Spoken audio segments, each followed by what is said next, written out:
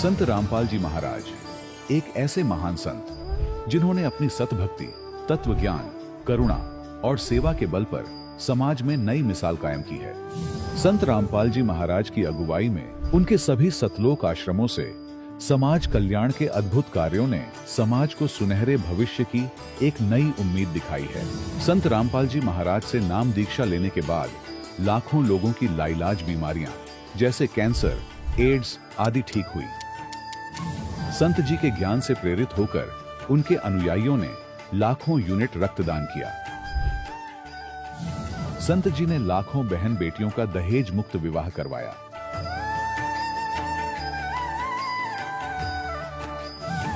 संत जी ने लाखों लोगों का नशा छुड़वाया, करोड़ों उजड़े परिवार बसे। संत जी के आश्रमों में समागम के दौरान निःशुल्क नेत्र चिकित्सा, दंत चिकित्सा प्रदान की जाती है। संत रामपाल जी महाराज द्वारा समय समय पर पर्यावरण संरक्षण के उद्देश्य से बड़े स्तर पर वृक्षारोपण किया जाता है। संत जी ने जरूरतमंदों को तत्काल राहत पहुंचाने के लिए एम्बुलेंस सेवा शुरू की। संत जी अपने अनुयायियों को देहदान के लिए प्रेरित करते हैं, जिससे मानवता की सेवा और चिकित्सा क्षेत्र में सुधार हो सके। संत रामपाल जी महाराज के सभी आश्रमों में हर रोज निःशुल्क भंडारा आयोजित किया जाता है, जहां हर वर्ग, हर जाति और हर धर्म के लोग एक साथ बैठकर भोजन करते हैं।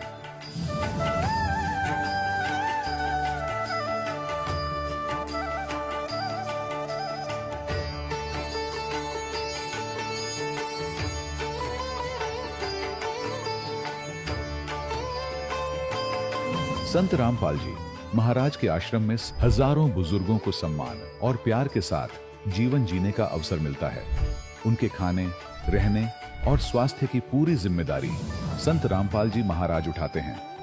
अनाथ बच्चों के लिए संत रामपाल जी महाराज के सभी आश्रम किसी वरदान से कम नहीं। यहाँ उन्हें शिक्षा, संस्कार और भविष्य के लिए बेहतर अवसर प्रदान किए जाते हैं। चाहे बाढ़ हो, भूकंप या महामारी, संत रामपाल जी महाराज और उनके अनुयायी हमेशा ही जरूरतमंदों के लिए सबसे आगे खड़े रहते हैं। कोविड महामारी के दौरान संत रामपाल जी महाराज के आश्रमों से करोड़ों लोगों के लिए भोजन, दवाइयां और जीवन रक्षक सामग्रियां उपलब्ध कराई गई। चाहे गरीब की मदद हो या किसी शोषित और पीड़ित वर्ग के हक और सम्मान की लड़ाई, संत रामपाल जी महाराज ने हमेशा ही उनकी दबी आवाज को सरकारों तक पहुंचाया है और उन्हें उचित न्याय दिलवाने में अहम भूमिका अदा की है। समाज में आध्यात्मिक और सामाजिक मूल्यों के प्रति जागरूकता लाने में संत रामपाल जी महाराज हर कदम पर मानवता के सच्चे सेवक साबित हुए हैं। संत रामपाल जी महाराज का जीवन हमें सिखाता है कि सच्ची सेवा वही है जो निस्वार्थ भाव से की जाए। आइए हम भी इस महान सेवा के कार्य में इस महान संत से जुड़ें और संत रामपाल जी महाराज से नाम दीक्षा लेकर अपने जीवन को धन्य बनाएं।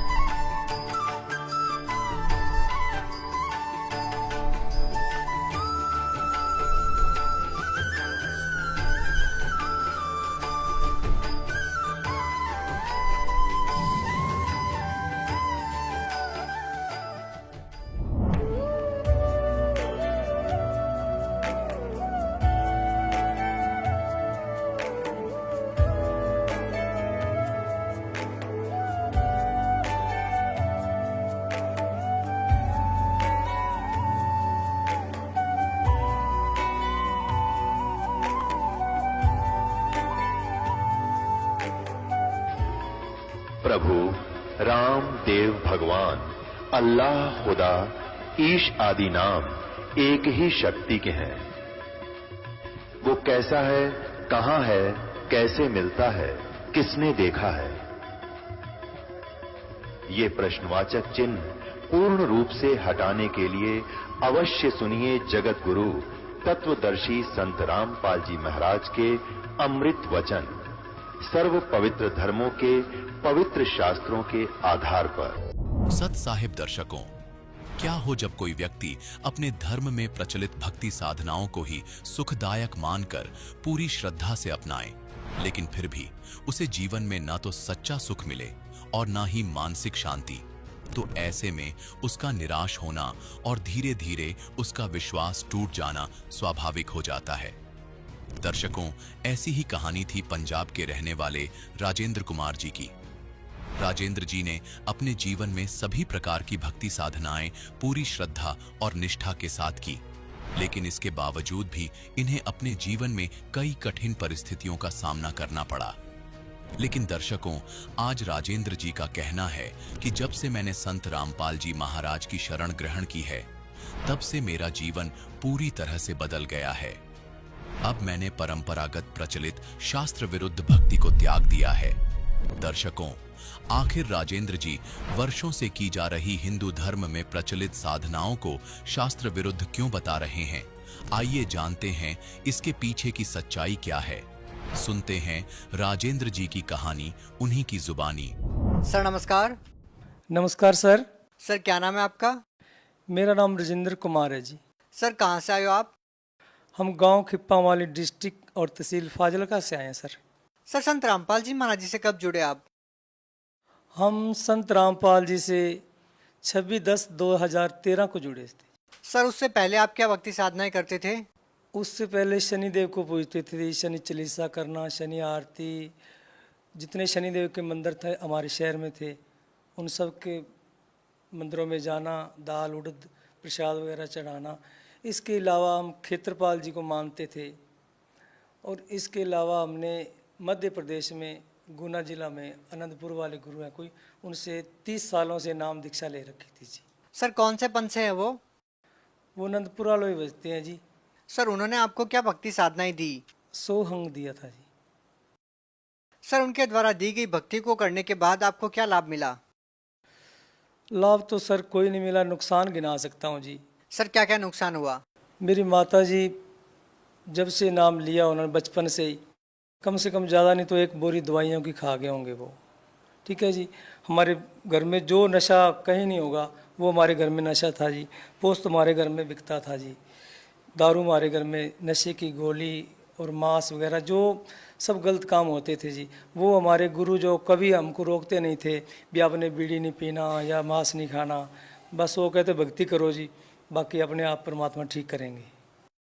सर भक्ति को करने से आपको कोई लाभ नहीं मिल रहा था, तो फिर आप संत रामपाल जी महाराज जी की शरण में क्यों आए? एक बार मैं पानी लेने गया था जी आरओ पे, वहाँ पे किसी संत रामपाल जी के भक्त ने मेरे को पैपलेट दिया जैसे, तो वो पैपलेट लेके उस पर लिखा हुआ था जी, चैनल पे संत रामपाल जी का सत्संग आता है जी, उसमें ये भी लिखा हुआ था भी हमसे भी देवी देवताओं की इतनी भक्ति करते हैं फिर भी दुखी क्यों है। तब मेरे मन में खटकी कि बात तो बिल्कुल सही है। जब संत रामपाल जी का सत्संग सुनना, उसके बाद पता चला भी जिनकी हम भक्ति कर रहे हैं वो पाप काट नहीं सकते। पाप तो सिर्फ एक कबीर साहब की भक्ति से, संत रामपाल जी से नाम लेके कट सकता है जी। तो हम रात को सत्संग सुना, सुबह सतलोक आश्रम में पहुंच गए, वहाँ पर संत रामपाल जी से नाम उपदेश लिया। सर संत रामपाल जी महाराज जी के बारे में ये भी कहा जाता है कि वो अपने सत्संगों के अंदर देव देवताओं की निंदा करते हैं। सर क्या ये वाकई सच है? नहीं जी नहीं, वो कोई देवी देवताओं की निंदा नहीं करते। वो बाकायदा सही देवी देवताओं की जिनका हमारे शरीर में वास है, जिन्होंने हमको इस लोक में सुख देना है, उनकी सही तरीके से भक्ति करवाते हैं। जो दूसरे देवी देवता हैं जिनसे कोई लाभ मिल नहीं सकता, उनकी भक्ति के लिए रोकते हैं जी। सर संत रामपाल जी महाराज जी से नाम दीक्षा लेने के बाद, उनके द्वारा दी गई भक्ति को करने के बाद आपको क्या लाभ मिले? हमारी आर्थिक स्थिति बहुत खराब थी जी। कम से कम 6-7 लाख रुपया सिर पर कर्जा था और 2 हमारी दुकानें थी वो भी बिक गई।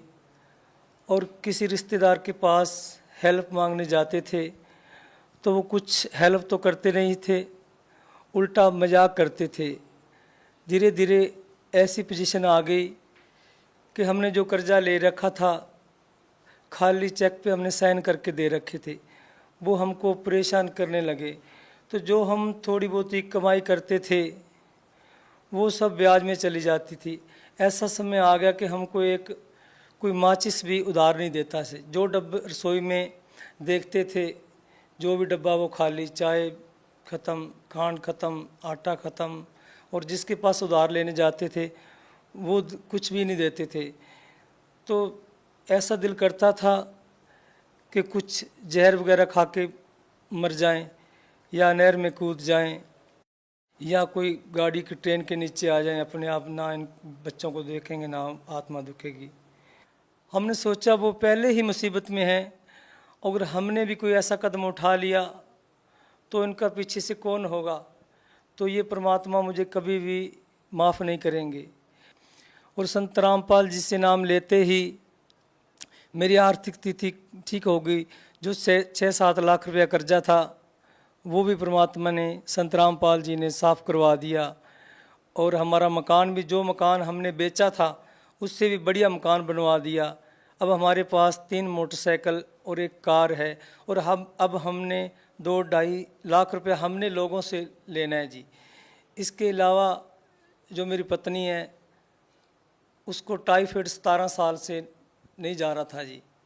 सभी डॉक्टरों को दिखाया, सभी जो भी, ठीक है जी, उनको भी संत रामपाल की शरण में आने से वो ठीक हो गया। उनकी एडी में दर्द रहता था जी, वो 2-4 कदम भी चल लेते थे उनकी एडी सूज जाती थी जी। अब वो कम से कम 4-4, 5-5 किलोमीटर तक सेवा पे जाते हैं, मान लो कि उनकी एडी कोई दर्द नहीं करती जी।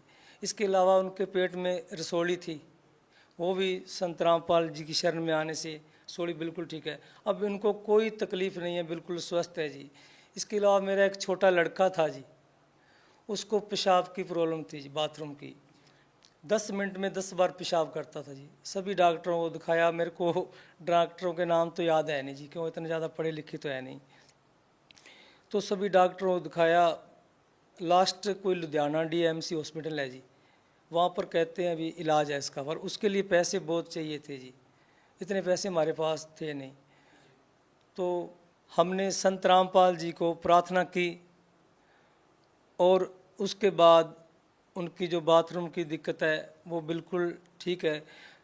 बिना किसी दवाई के ठीक हो गया?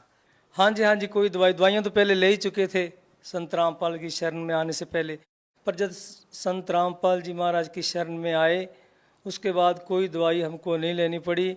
इतनी प्रॉब्लम थी कि स्कूल में जाता था तो वहाँ पर बैठता नहीं था, चल बाथरूम बैठता, फिर भी 10 मिनट में 10 बार पेशाब करता, घर पर आके रोने लग जाता था कि मैं कल से स्कूल नहीं जाऊँगा। बच्चे सभी हंसते हैं।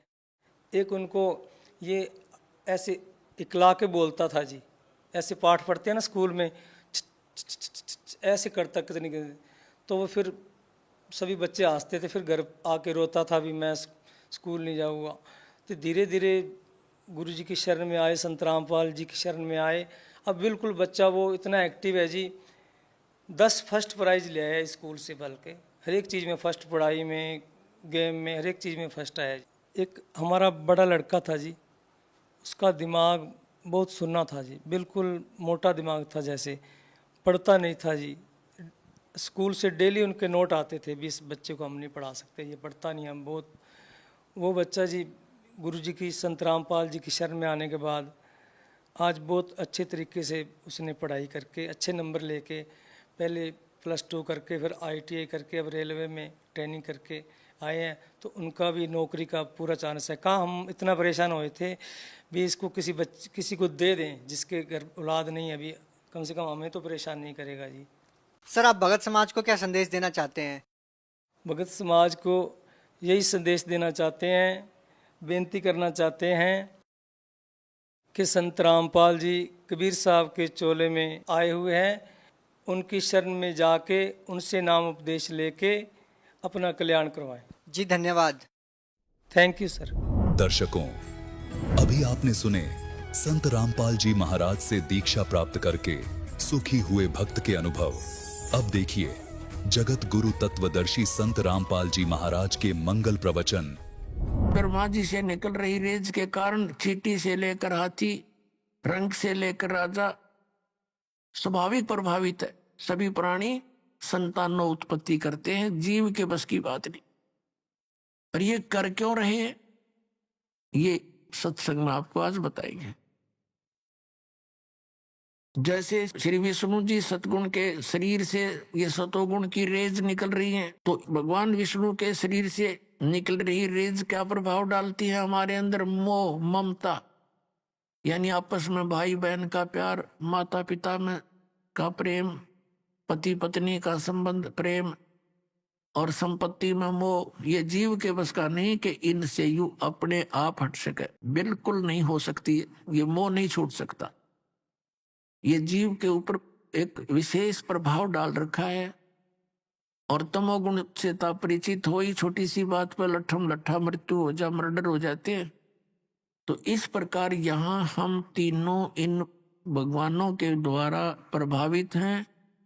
इसका कारण क्या है कि इस काल भगवान को जो ब्रह्म कहलाता है, ये 1,00,000 मानव शरीरधारी प्राणियों का नित आहार करता है, 1,25,00,000 की उत्पत्ति करता है, और उसके लिए इन तीनों पुत्रों को सेवा दे रखी है, इसने ड्यूटी बांट रखी है।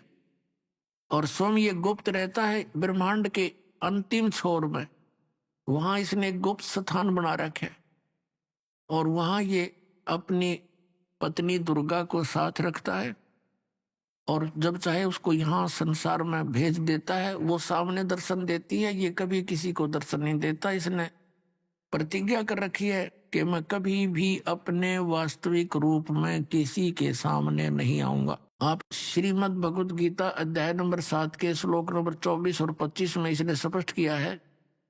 श्री कृष्ण में प्रवेश करके ये बोल रहा है कि ये मूर्ख जन समुदाय मुझे कृष्ण मान रहा होगा, मुझे व्यक्ति रूप में आया हुआ मान रहा है। मैं कृष्ण नहीं हूं, मैं अपनी योग माया से छुपा रहता हूं, मैं कभी किसी के सामने नहीं आता। ये मेरा अटल अनुतम यानी घटिया नियम है। अब जो पिता अपने बच्चों से दूर रहता है तो उसमें कोई ना कोई दोष है। तो ये दोष है इसमें। 1,00,000 मानव शरीरधारी प्राणियों को ये नित खाता है और 1,25,00,000 की उत्पत्ति करता है। अपने आत्माओं, पहले तो आपको छोटा सा यहाँ एक सृष्टि रचना की जानकारी देंगे, और उसके बाद फिर हम आपको परमात्मा के विषय में जानकारी देंगे, परमात्मा की पहचान बताएंगे। अब सृष्टि रचना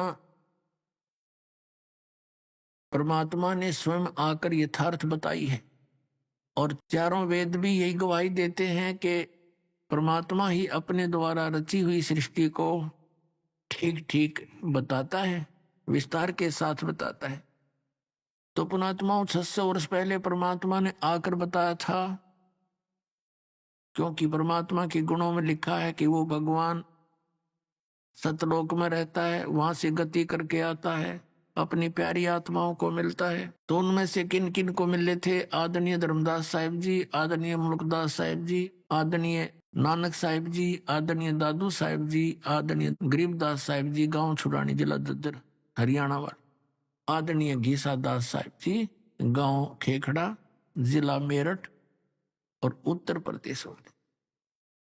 धर्मदास साहिब जी ने पूछा था परमेश्वर से, हे परमात्मा,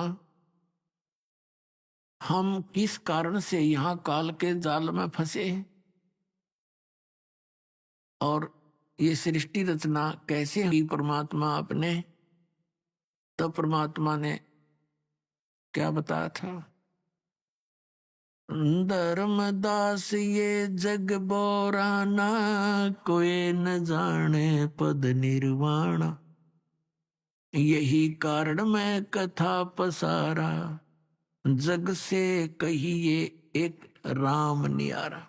अपने आत्मा परमात्मा ने अपने आप को गुप्त रखते हुए अपने द्वारा रची हुई सृष्टि का ज्ञान कराया, क्योंकि हम इन अज्ञानी संतों के द्वारा भ्रमित किए हुए ये मानते हैं कि परमात्मा निराकार है, और यदि कोई श्री राम और श्री कृष्ण के अतिरिक्त कोई ये कहता है कि मैं भगवान हूं, हमें स्वीकार्य नहीं।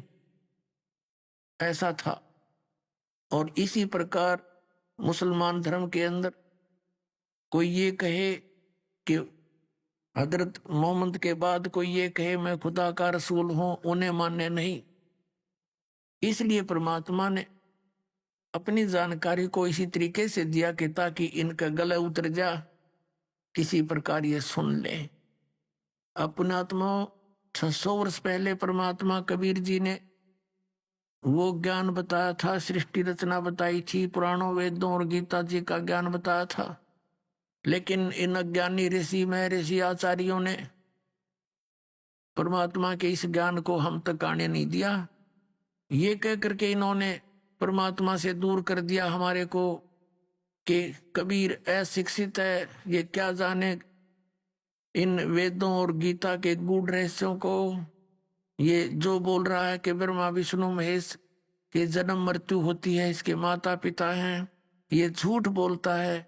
इस जुलाहे की, इस दानक की बातों को मत सुनना, ये हमारे हिंदू धर्म का विरोधी है। पुणात्माओं 600 वर्ष पहले परमात्मा ने जिसको अशिक्षित अज्ञानी कहा करते थे, उस परमेश्वर ने 600 वर्ष पहले वो ज्ञान दिया था जो आज हमारे सदग्रंथों में विद्यमान है। आपको दिखाते हैं। ये आदरणीय धर्मदास साहिब जी के द्वारा परमात्मा के द्वारा बताई गई सब सूक्ष्म वेद बोला गया, सूक्ष्म वेद ये लिपिबद्ध किया गया। आपको दिखाते हैं, देखिएगा। कबीर सागर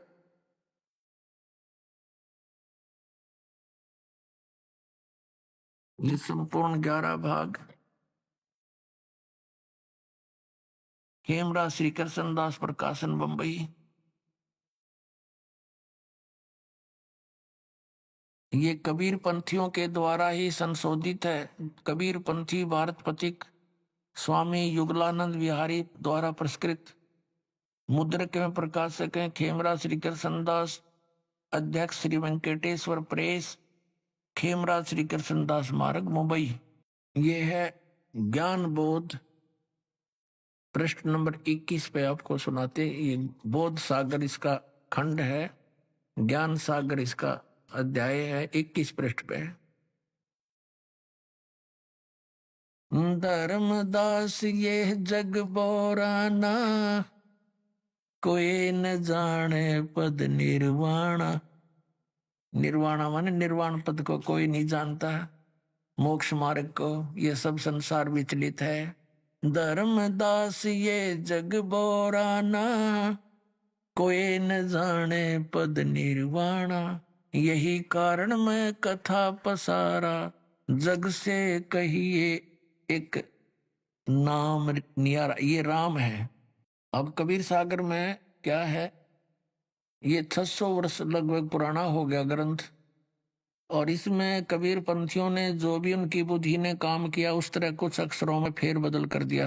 अब इसके क्या अर्थ है? धर्मदास ये जग बोराना, कोई न जाने पद निर्वाण। यही कारण मैं कथा पसारा, जग से कहिए वो राम नियारा। यही ज्ञान जग जीव सुनाओ, सब जीवों का भरम नसाओ। अब मैं तुमसे कहूँ चिताई, त्रिदेवन की उत्पत्ति बाई। कुछ संक्षेप कहूँ गहुराई, सब संशय तुम्हारे मिट जाई। भरम गए जग वेद पुराणा, आदि राम का वेद न जाण्या।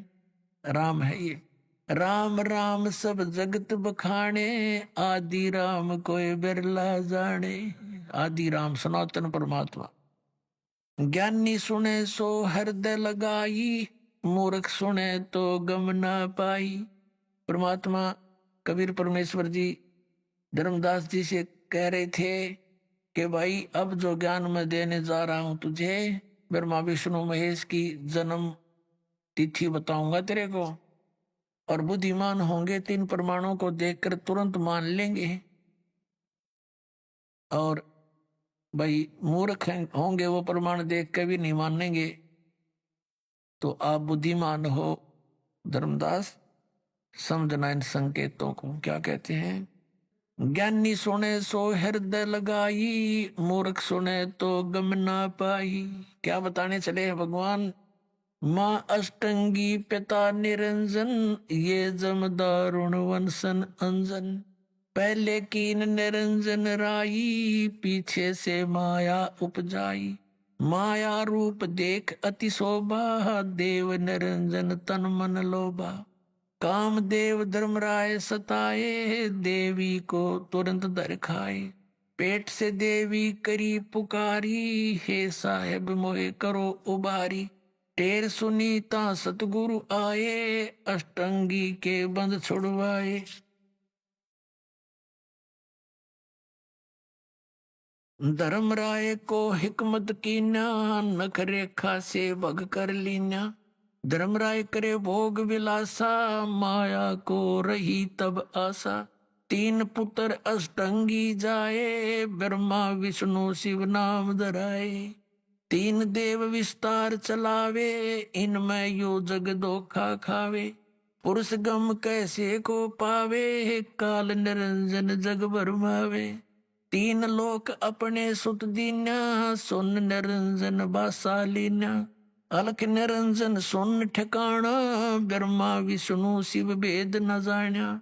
तीन देव सो उसको धावे, निरंजन का वो पार न पावे। अलख निरंजन बड़ा बटपारा, तीन लोक जीव करे अकीन आहारा। ब्रह्मा विष्णु शिव नहीं बचाए, सकल खाए पुन दूर उड़ाए। तिनके सुत हैं तीनों देवा, ये अंदर जीव करते हैं सेवा। सेवा माने पूजा। कि इस काल और दुर्गा के ये तीन बेटे हैं, ब्रह्मा विष्णु महेश। रजगुण ब्रह्मा, सतगुण विष्णु, तमगुण शिव जी। इन तीन के यानी उनके सुत यानी पुत्र हैं ये तीनों देवा, ब्रह्मा विष्णु महेश। और अंदर जीव करते हैं सेवा, ये तत्व ज्ञानहीन अंधे इन ब्रह्मा विष्णु महेश की पूजा करते हैं। देखिए, तिनके सुत है तीनों देवा, अंदर जीव करते हैं सेवा। अकाल पुरुष का हूँ नहीं चिन्या, काल पाए सभी गए लीना।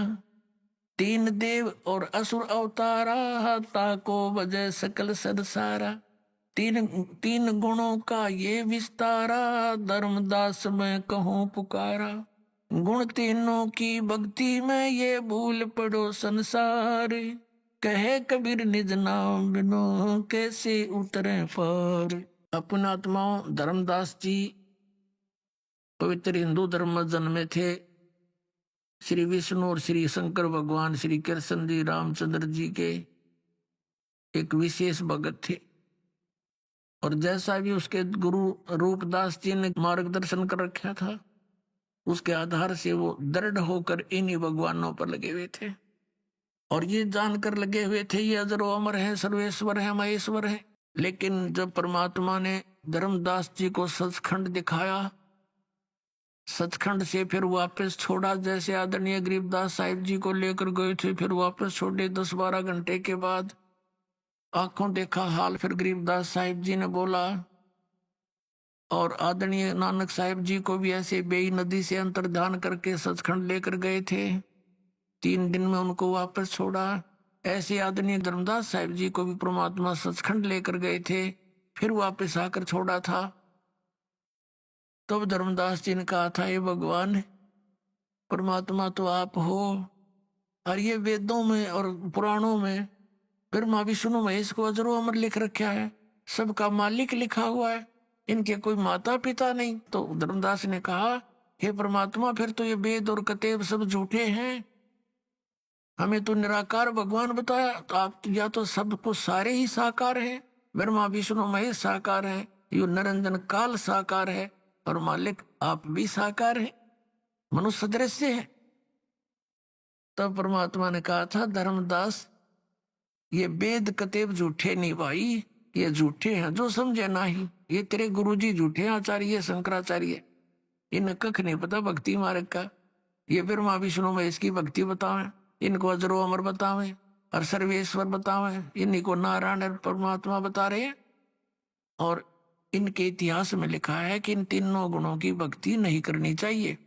तीनों देवताओं की भक्ति जो करते हैं वो राक्षस स्वभाव को धारण किए मनुष्यों में नीच दूषित कर्म करने वाले मूर्ख कहे। श्रीमद् भगवद गीता अध्याय नंबर 7 के श्लोक 12 से लेकर 15 तक। तब परमात्मा ने धर्मदास जी से कहा, बेटा अब ये ज्ञान तुझे मैं बताने जा रहा हूं, इसको अभी सीक्रेट रखना। यदि तूने इसको सार्वजनिक कर दिया तो बीच वाली पीढ़ी में जहां जब हम सब पुण्यात्माओं को पार करेंगे, अपनी पहचान बताएंगे और ये तत्व ज्ञान बताएंगे, यदि उससे पहले ये सारा ज्ञान सार्वजनिक हो गया और ये मंत्र सार्वजनिक हो गए तो धर्मदास मेरे बच्चों को फिर धोखा हो जाएगा। ये काल के दूत यही मंत्र यही ज्ञान ये बताते पाएंगे, फिर हम कैसे उनकी भिन्नता कर पाएंगे। इसलिए इसको अभी छुपा के रखना। लेकिन मैं तुझे बताता हूं कि ब्रह्मा विष्णु महेश नासवान है, इनकी जन्म मृत्यु होती है, दुर्गा इनकी माता है और ज्योत स्वरूपी काल रूपी ब्रह्म इनका पिता है। इनकी जन्म मृत्यु होती हुई ये नासवान है। अब यहां धर्मदास का गला नहीं उतरा बात कि अभी क्यों कर बात बने, और जबकि आंखों देख भी लिया तो परमात्मा ने कहा कि ऐसे ऐसे। अब आपको थोड़ा सा शिव पुराण दिखाते हैं। तीनों देवताओं की उत्पत्ति का हमारे पुराणों में जिक्र है। देखिए संक्षिप्त शिव पुराण गीता प्रेस गोरखपुर से प्रकाशित है। इसके संपादक हैं हनुमान प्रसाद पोदार और प्रकाशक में मुद्रक हैं गीता प्रेस गोरखपुर, गोविंद भवन कार्यालय कोलकाता का संस्थान। ये फोन और फैक्स नंबर है इनके। अब इसके 98वें पृष्ठ से आपको दिखाते हैं। रुद्र संहिता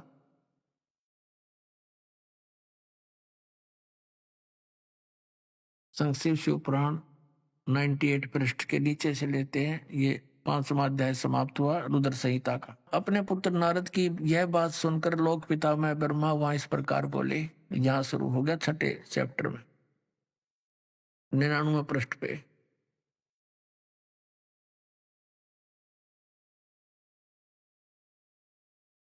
ब्रह्मा जी ने कहा, ब्रह्मन देव शिरोमणे, तुम सदा समस्त जगत के उपकार में लगे रहते हो।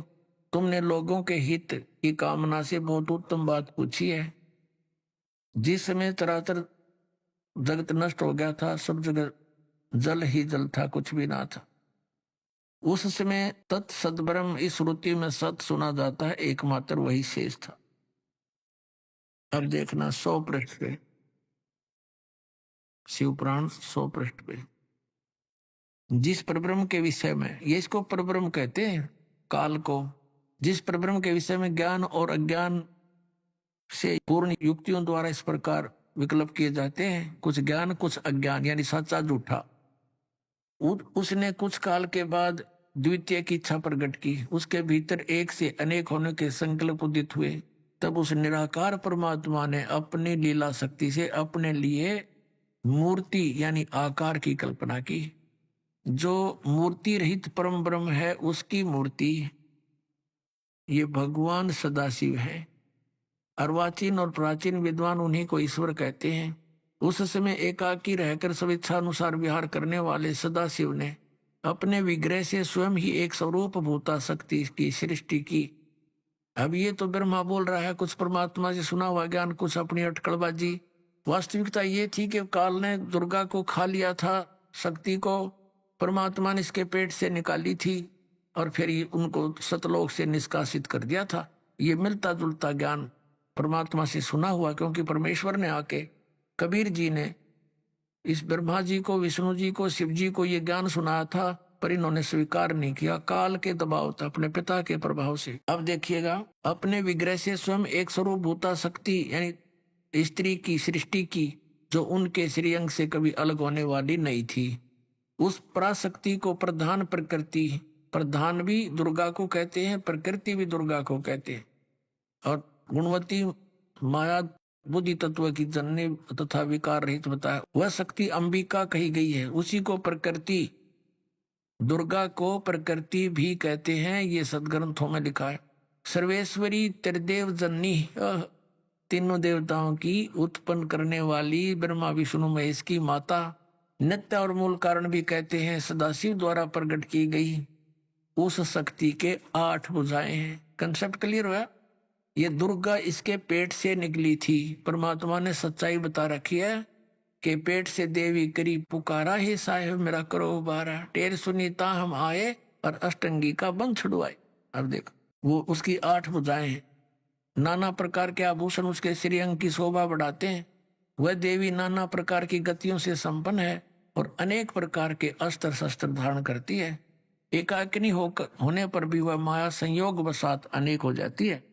अब वो जो सदाशिव है, ये काल है, ये सदाशिव ब्रह्मा विष्णु महेश का पिता। देखिए, वे जो सदाशिव हैं उन्हें परम पुरुष ईश्वर शिव शंभु और महेश्वर कहते हैं।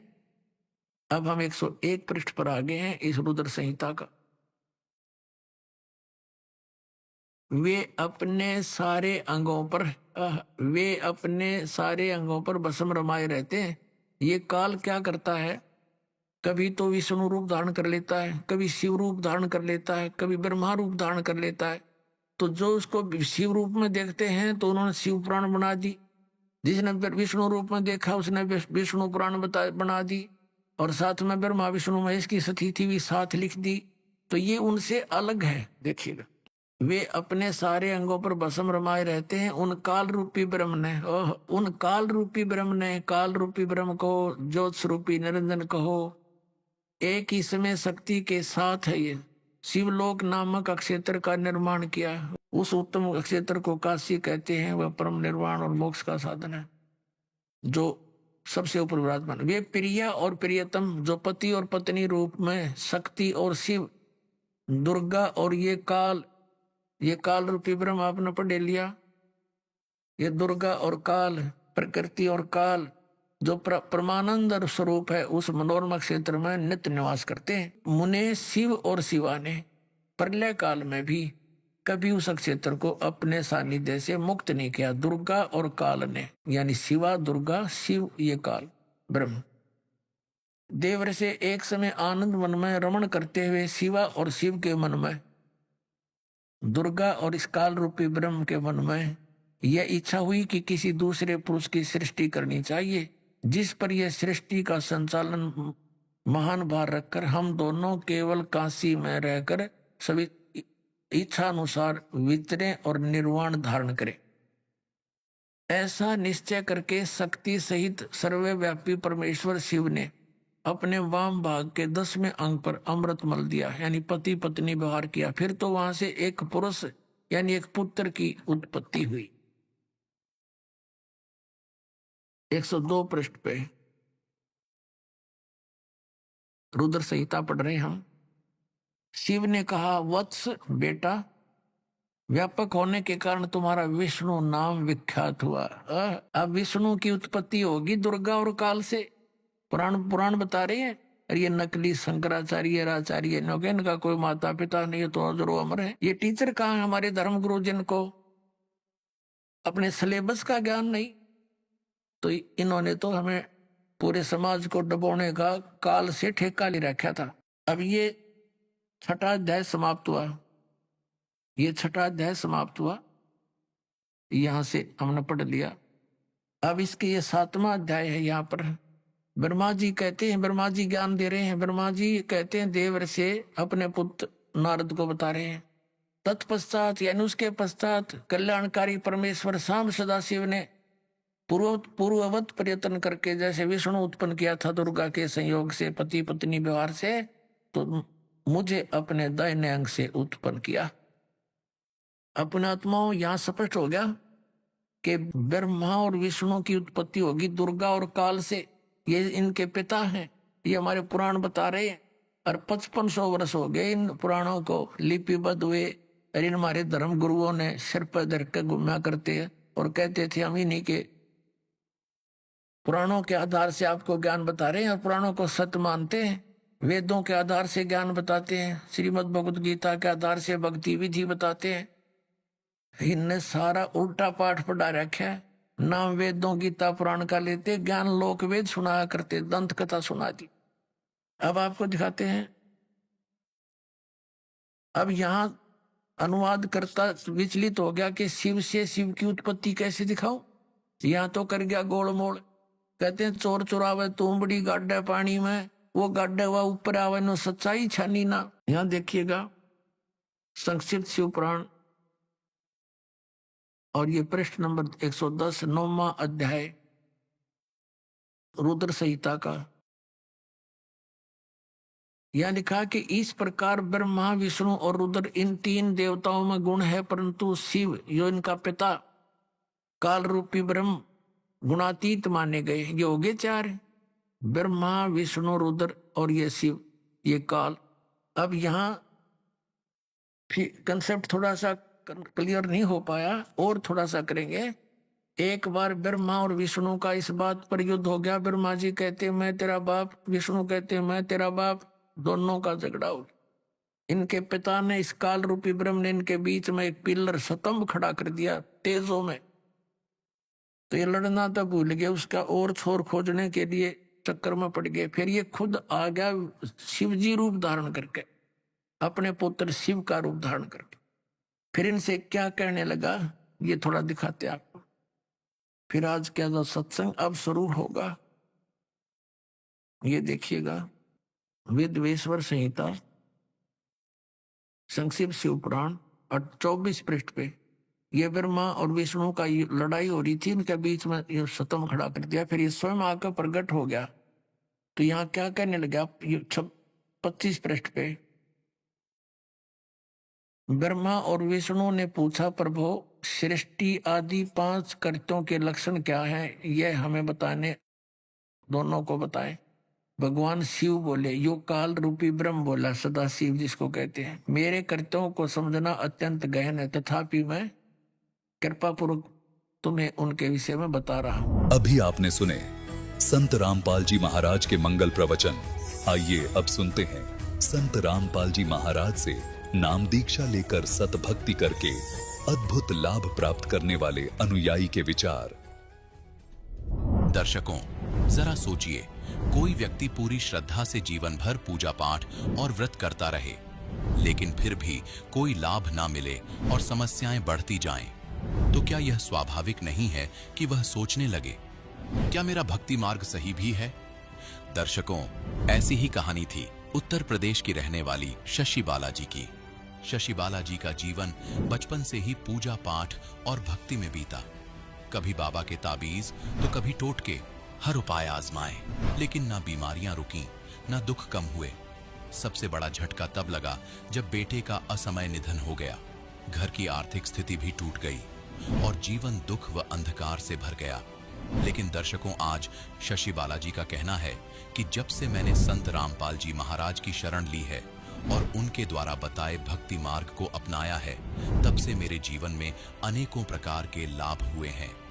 दर्शकों, आखिर ऐसा क्या हुआ कि शशि बालाजी ने वर्षों की पारंपरिक भक्ति छोड़कर संत रामपाल जी महाराज की शरण ले ली? आखिर इसके पीछे की सच्चाई क्या है? आइए सुनते हैं शशि बालाजी की कहानी, उन्हीं की जुबानी। नमस्कार जी। नमस्कार जी। क्या नाम है जी आपका? शशि बाला। बहन जी, आप कहाँ से हैं? बीबी नगर, बुलंदशहर, उत्तर प्रदेश से। संत रामपाल जी महाराज से नाम दीक्षा आपने कब ली? 2012 को। संत रामपाल जी महाराज से नाम दीक्षा लेने से पहले क्या आप भक्ति साधना भी करती थी? हाँ जी, मैं सभी देवी देवताओं की भक्ति करती थी और ज़्यादातर दुर्गे माँ की पूजा करती थी, जो कि मैंने घर में सीमेंटेड मंदिर भी बनवा रखा था माँ का। उसके बाद परेशानियों ने ज़्यादा घेर ली भक्ति करते करते, तो मैं जय गुरुदेव के पास गई। वहाँ पर मैंने 2 साल भक्ति करी। वहाँ से मुझे कोई भी लाभ नहीं मिला, यानी कि उनकी दर्शन करने के लिए 500 रुपये तो दर्शन सेवा थी। उसके बाद मैं आसाराम के पास गई, वहाँ से भी मुझे कोई लाभ नहीं मिला। बहन जी, क्या परेशानियां थी? आप किस कारण से संत रामपाल जी महाराज की शरण में आए, विस्तार से बताइए। भैया, मुझे जिंद परेशानी थी, जिसे भूत व्याधा कहते हैं। मेरे से पहले वो मेरी सास को थी।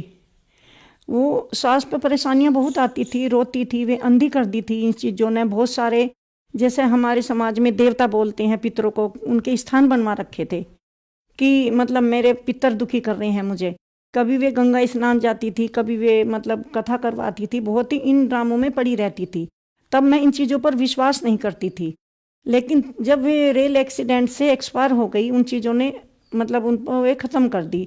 तो उसके बाद मुझे ये चीज़ मेरे ऊपर आ गई, जैसे कि रोना बहुत ज़्यादा, कई के घंटे, गुस्सा, उठा नहीं जाना, कई के दिन खाना नहीं खाना। और इस रोने में मेरे मतलब सिर में भी दर्द नहीं होता था। और जो बराबर से हमारे घर के नज़दीक से निकल के जाते थे वो ये बोलते थे कि आज शशिबाला रो नहीं रही। इतनी मैं परेशान थी। 15 साल सभी भक्तों के, सयानों के, सभी के पास, डॉक्टरों के, सभी के पास मतलब लिए फिरे, लेकिन कहीं से मुझे कोई फ़ायदा नहीं हुआ। इस बीच में मेरे बेटे को भी यही परेशानी थी। जैसे गाड़ी चलाता था तो कहता था कि पापा मेरे अंदर से कोई ये कह रहा कि इस पेड़ में टक्कर मार दे। तो उसके हाथ में से फिर हैंडल ले लेते थे और खुद गाड़ी चलाते थे। और उसको भी गुस्सा बहुत आता था। और सारी प्रॉब्लम यही थी भूत व्याधा वाली जो मुझे थी। इस बीच में वो मिलिट्री में हो गया, तो पहला ही पोस्टिंग गया था राजौरी, तभी वो इस किसी चीज़ ने उठाकर नीचे फेंक दिया। यानी कि उसके पैर सुनोगे थे, वो मुंह से ठीक ठाक बोल रहा था, कह रहा था पापा मैं किसी ने फेंका हूँ, किसी ने गिराया हूँ, मैं पीछे से धक्का दिया मुझे। यानी कि 1 महीने के अंदर हॉस्पिटल में मेरा बेटा एक्सपायर हो गया। उसके बाद फिर जो एक्सपायर हो गया तो जो आत्मा मुझे परेशान करती थी उन्होंने आकर कहा कि ले तेरे बेटे को तो अब हम ले गए। जो जिन्न था, मेरे से ये सब बातें छुपाई जा रही थी, मेरे से घर नहीं बताया, घर पे नहीं बताया था कि मम्मी को मत बताना। और वहाँ ये सारा काम खत्म हो चुका था, लेकिन जिंद ने मेरे से बता दिया था कि उसे तो हम ले गए और उसे लेके आ रहे हैं अब। और उसके बाद फिर मतलब बेटा एक्सपायर हो गया। तो 2 बेटे थे मेरे पास, तो उससे पहले ही बेटे की शादी कर ली थी 1 साल पहले। तो बेटे को जो बेटा हुआ, पोत यानी कि मेरा पोता, वो भी 2 साल की उम्र में ही डरन लगा, चिल्लाने लगा कि दादू ये उठा के ले जा रहे। मुझे बहुत बुरी तरह तड़पता था। यानी और बहू को भी यही परेशानी होने लगी शादी होते ही। वो भी गुस्सा आना, जैसे कि कपड़ों में आग लगनी, सेब संदूकों में रखे रखे आग लग जाती थी, बहू के कपड़ों में भी और मेरे कपड़ों में भी। और जब उन्हें खोलते थे, जब भी देख कर रोते थे कि ये क्या हो गया, अब क्या पहनना है। यहाँ तक कि मतलब सोने चांदी की चीज़ भी घर में से जिंद गुम कर देता था। एक दूसरे पे इल्ज़ाम लगता था, लेकिन ऐसा कुछ नहीं था। ना तो बहू ही ऐसी है, और अपना तो पता है, बहू का भी पता है वो भी ऐसी नहीं है। लेकिन ये चीज़ जब मतलब कभी गाड़ी के कागज़ गुम करना, कभी पैसे गुम करना, रखे रखे गुम हो जाते, तो विश्वास आया कि ये जिंद ने ही सब कुछ किया है। इतनी भक्ति करते करते हम 15 साल परेशान रहे। और जैसे कि बालाजी 1 महीना 5 बार रह गए, दोनों बेटों को लेकर, मेरे हस्बैंड और मैं, चारों सदस्य 5 बार 1 महीना रह गए राजस्थान बालाजी। और जहाँ भी जो भी वो बताते थे कि ये करो वो करो, वो ही सब कुछ करते थे, लेकिन कोई भी लाभ नहीं मिला।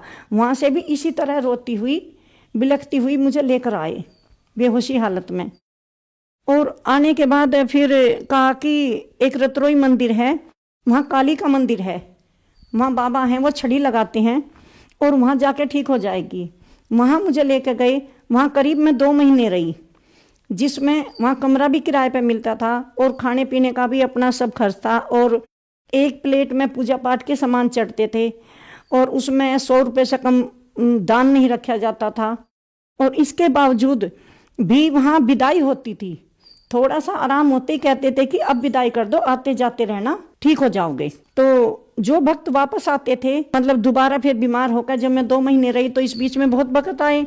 मैं उनसे पूछती थी, उनके कर्मचारियों से, कि भाई ये तो अभी ठीक होकर गए थे, तो दोबारा कैसे आ गए।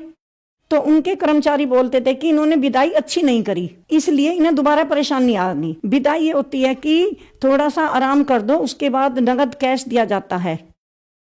और पूरे मतलब जो वहाँ वे रहते हैं, मतलब बीमार लोग रहते हैं या ठीक भी रहते हैं, उनके साथ उन सबको मिठाइयाँ बांटी जाती हैं। जो कर्मचारी हैं, बाबा हैं, दादी हैं, उनका परिवार है, उनके सबके कपड़े दिए जाते हैं। डबल बेड की कंबल है, चादर है, रजाई है, ये सभी चीज़ दी जाती है। तो वहाँ मेरे से बताया कि 1 लाख से कम विदाई करोगे तो ठीक नहीं हो पाओगे, उनके कर्मचारियों ने। तो मैंने मन में प्रेरणा कर ली कि मैं 1 लाख की विदाई करूँगी, मुझे बाबा ठीक कर दें, क्योंकि मैं रात दिन चिल्लाती थी, ना मैं कुछ खाती थी ना कुछ थी।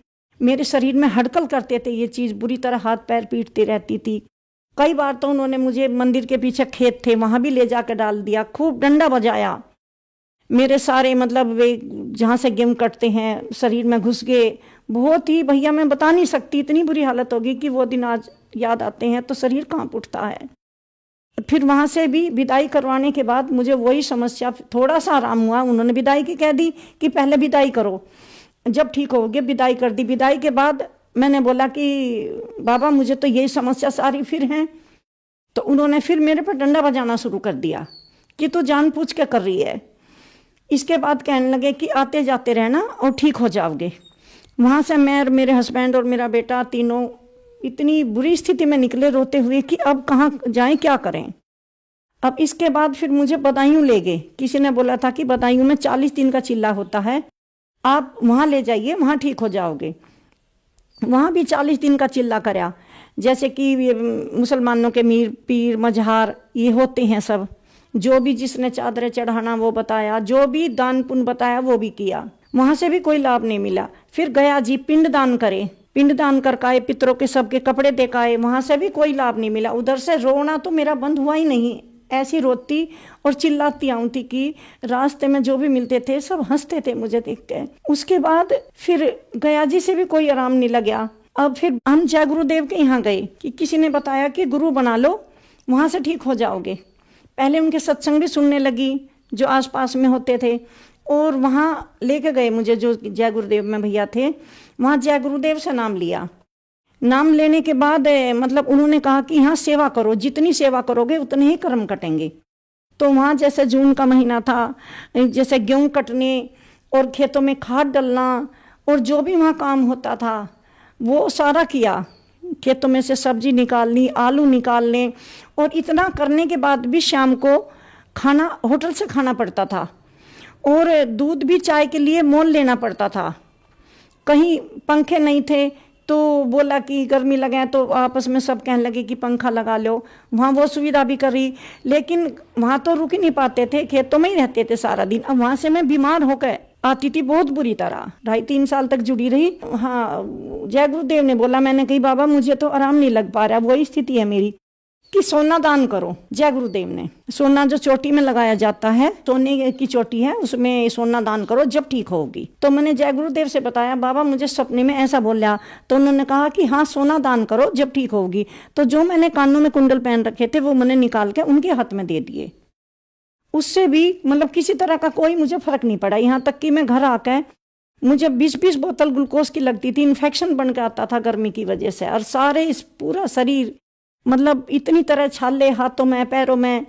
कहते थे कि चप्पल उतार के गेहूं काटो, तो चप्पल उतार के भी गेहूं काटी नंगे पैर। तो बहुत ही बुरी हालत में होकर आई, लेकिन कहीं से कोई भी लाभ नहीं मिला। जय गुरुदेव की जो दर्शन सेवा होती थी वो 500 रुपए में होती थी। अगर किसी के पास 500 रुपए नहीं है तो वो सेवा नहीं कर पाएगा। जब वहां से मुझे लाभ नहीं मिला, फिर किसी ने बताया कि आसाराम के पास जाओ। आसाराम जी के पास गई, वहां से भी कोई लाभ नहीं मिला। वहां भी मैं 2 साल तक रही, यानी कि 1 साल तो मैंने मंदिर की परिक्रमा लगाई। हर पूर्णिमा को बताते थे कि परिक्रमा लगाओ तब ठीक होगी। हर पूर्णिमा को परिक्रमा लगाई, और दान पुण्य भी जैसा भी जिसने बताया, सत्संग वगैरह भी सब करवाती थी। लेकिन वहां से भी कोई भी लाभ नहीं मिला मुझे। मैं वहां 1 लाख की विदाई रतरोई मंदिर में, जो काली का मंदिर था, वहां 1 लाख की विदाई करवाई थी उन्होंने। कुछ आराम नहीं मिला। वहां से इसी तरह रोती हालत में उन्होंने साफ बोल दिया कि जाओ अब यहाँ कुछ नहीं होगा, आते जाते रहना। इस बीमारी में कम से कम 15 लाख रुपया हम लगा चुके थे, लेकिन कहीं से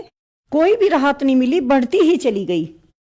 इस बीच में बेटे की नौकरी भी लग गई, और बेटा ले भी लिया, और सास भी एक्सपायर पहले ही हो गई थी। बहू पे भी यही परेशानियां आ गई। मतलब भक्ति करते करते पूरे घर में दुखों का कहर टूट गया, और घर में सेब संदूकों में रखे हुए कपड़ों में बुरी तरह आग लगने लगी। तो फिर आप संत रामपाल जी महाराज की शरण में कैसे आई? हमारे एक मिलने वाले थे, मैं सुबह सुबह घूमने गई थी, तो वे मिली थी। उन्होंने कहा कि आप वहाँ चली जाओ आश्रम, संत रामपाल जी महाराज भगवान आए हुए हैं, क्योंकि वे जा चुकी थी वहाँ। तो उन्होंने मुझे ज्ञान गंगा दी। अब मैंने वो ज्ञान गंगा पढ़ी, तो उसमें भक्तों के करिश्मे भूत व्याधा के लिखे तो सभी तरह के थे, लेकिन भूत व्याधा के तो बहुत ही ज्यादा लिखे थे। तो उनसे मुझे विश्वास हुआ, और भगत जी कहीं के लिए भी कहते थे, मना नहीं करते थे कभी भी। तो जब मुझे संत रामपाल जी महाराज के आश्रम में लेके गए, वहाँ जाने के बाद भी मतलब मैं जो बाथरूम में जाके नहाई तो मेरे कपड़े जल गए, यानी कि आधा कुर्ता आगे से आधा पीछे से। अब मैं उन्हें इकट्ठे कर पकड़ के चल रही थी। एक भक्तमती बोली कि बहन आप पे कोई जिंद प्यादा तो नहीं है? मैं कहा हाँ वही है बहन। उन्होंने कहा इन कपड़ों को उतारना मत, संत रामपाल जी महाराज को ऐसे ही दिखाना अब जब आप दर्शनों के लिए जाओगी। अब मैं वहां गई तो मेरी रोने चिल्लाने की आवाज तो इतनी तेज थी कि शायद हो सकता है आश्रम से बाहर भी जाती हो, क्यों बहुत ही तेज आवाज बताते हैं। तो उस बीच में मुझे होश नहीं रहता था। अब तो मैं खड़ी जैसे हुई, संत रामपाल जी महाराज ने कहा बेटी आ गई? मैं कहा हाँ गुरुजी, मुझे भूत व्याधा है, 15 साल हो गए, मैं बहुत परेशान हूँ, मेरे पूरा परिवार घेर लिया और एक बेटा भी चला गया। और इस तरह मैंने जो कपड़े पहन रखे थे वो दिखाए कि इस तरह रखे रखे कपड़ों में आग लग जाती है। परमात्मा बोले कि बेटा अब के बाद ऐसा नहीं होने का, तेरे भूत कुछ नहीं बिगाड़ सकते, लेकिन तू भक्ति करना और मर्यादा में रहना। वो दिन का सो आज है भैया, मेरे कपड़े नहीं चले। जो मेरे ऊपर ये भूत व्याधा वाली परेशानी थी या मेरे परिवार के ऊपर थी, वो सब परेशानियां जा चुकी। और मतलब यहाँ तक कि मेरे बेटे और बहू नहीं मानते थे इस चीज को, लेकिन परमात्मा ने उन पर भी ऐसी दया करी कि ना तो फिर उनके कपड़े जले, ना ही पोता डरा जैसे चिल्लाता था बुरी तरह। और आज परमात्मा की दया सब पर हो गई, बेटे बहू पोतों पर। संत रामपाल जी महाराज की शरण में आ गए। पहले लाभ तो यह है कि हमें मोक्ष का मार्ग मिला। एक और लाभ मैं बताना चाहती हूँ। मेरे ससुर मिलिट्री से रिटायरमेंट, वो इन चीजों को मानते नहीं थे। उन्हें बाथरूम आने में परेशानी होगी, एक एक टोपा इस तरह उन्हें बूंद बूंद बाथरूम आने लगा। अब डॉक्टर के लेके दवाइयों से कोई आराम नहीं हुआ। फिर उन्हें मेरठ ले गए, वहाँ बोला कि इनकी एज ज़्यादा है, 85 साल के करीब एज थी, इनकी एज ज़्यादा है, इनका ऑपरेशन नहीं हो सकता। वहाँ से वापस ले आए, पेशाब की थैली लगा दी उनको। अब वो इस चीज़ से, थैली से बहुत परेशान थे कि मैं तो नहीं जी सकता अब ये थैली लगा कर, मुझे तो बड़ा मुश्किल लग रहा है। अब फिर मैं उनसे बोली कि पापा जी एक काम करो, आप पूजा स्थल पर संत रामपाल जी महाराज से दंडवत करो और बोलो कि अगर मेरा ऑपरेशन हो गया तो मैं आपकी शरण में आ जाऊंगा। अब भैया मरता क्या नहीं करता। उन्होंने जाके वहाँ सीधे लेट के संत रामपाल जी महाराज का जो फोटो है जहाँ ज्योति जलती है हमारी, तो वहाँ दंडवत की और बोला कि भगवान मुझे ठीक कर दो, मैं आपकी शरण में आ जाऊंगा। अब वे फिर दोबारा उसी डॉक्टर के ले गए। डॉक्टर कहने लगे कि हाँ कौन कहता है ऑपरेशन नहीं होगा, ऑपरेशन तो हो सकता है, ठीक हो जाएंगे। इन्होंने बोला कि मेरे हस्बैंड ने कि आपने कहा था, कि हाँ कहा तो मैंने था, लेकिन ये तो चमत्कार है, सक्सेसफुल ऑपरेशन हो गया उनका, मतलब संत रामपाल जी महाराज की दया से। और वहां से आने के बाद उन्होंने नामदान ले लिया संत रामपाल जी महाराज से। बहन जी, संत रामपाल जी महाराज से नाम दीक्षा लेने के बाद आपको बहुत सारे लाभ प्राप्त हुए। आज आप टीवी पर इंटरव्यू दे रही हैं और बहुत सारी महिलाएं हैं जो किसी न किसी तरीके से परेशान हैं। आप उन लोगों के लिए एक उम्मीद की किरण है। अगर उनको अपने दुख परेशानियां दूर करानी है तो उनको क्या करना होगा? मैं सभी भक्त बहन भाइयों, छोटे बड़ों बच्चों से हाथ जोड़कर प्रार्थना करती हूँ कि धरती पे परमात्मा आए हुए हैं। संत रामपाल जी महाराज परमात्मा हैं, पूर्ण परमात्मा है। वे हर दुख का निवारण कर सकते हैं। क्यों मुझ दुखिया के साथ मैं बिल्कुल दुखी हो चुकी थी, हिम्मत हार चुकी थी, कहीं से कुछ नहीं हुआ था। पहले ही आशीर्वाद में संत रामपाल जी महाराज ने मेरा दुख निवारण कर दिया। और ना ही परमात्मा कुछ मतलब पैसा मांगते हैं, वहां तो फ्री में खाना है, सोना, रहना और तेल साबुन सभी कुछ फ्री मिलता है और निःशुल्क नाम दीक्षा मिलती है, संत रामपाल जी महाराज देते हैं। और इतना भोजन हम अच्छा घर भी नहीं कर सकते जितना आश्रम में मिलता है, जिसका कोई पैसा नहीं है। और मेरी हाथ जोड़कर सभी से यह विनती है कि अपना मोक्ष कराना है और दुखों से बचना है। क्यों हर घर में दुखों के पहाड़ टूट रहे हैं, किसी की बेटी जा रही है, किसी का बेटा, किसी का दामाद। अगर दुखों से बचना है तो संत रामपाल जी महाराज की शरण में आइए। सुख तो ये तो होंगे ही, लेकिन मोक्ष मिलेगा आपको। संत रामपाल जी महाराज की शरण में कैसे आ सकते हैं? चलन पे शाम को सत्संग आता है, उसके नीचे पीली पट्टी चलती है जिनमें नंबर दिए हुए हैं। उन नंबरों पर कांटेक्ट करें। हर डिस्ट्रिक्ट में संत रामपाल जी महाराज के आश्रम खुले हुए हैं। जो आपके नजदीकी केंद्र पड़ता हो उसमें जाकर आप नाम दीक्षा लिए और अपना कल्याण कराइए। धन्यवाद जी। सत साई।